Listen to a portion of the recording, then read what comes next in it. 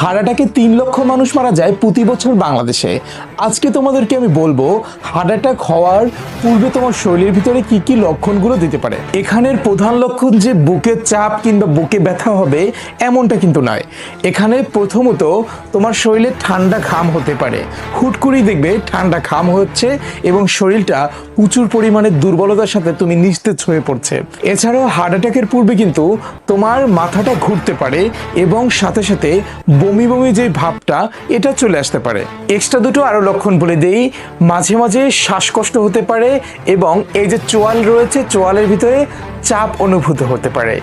এমন কোনো কিছু লক্ষণ দেখলে একটু সতর্ক হয়ে যাও এবং সম্পূর্ণ নীরব এবং নিরিবিলি একটা জায়গার ভিতরে রেস্ট নিয়ে নাও। জি, তারপর শরীরের যে রক্ত ধমনী আছে যেগুলো মূলত ব্লকেজ হওয়ার জন্য এই হার্ট অ্যাটাকটা হতে পারে ওটা সম্পূর্ণ রিল্যাক্স মুডে চলে আসুক। তারপর হচ্ছে তুমি আবার উঠে তোমার স্বাভাবিক জীবন কন্টিনিউ করো।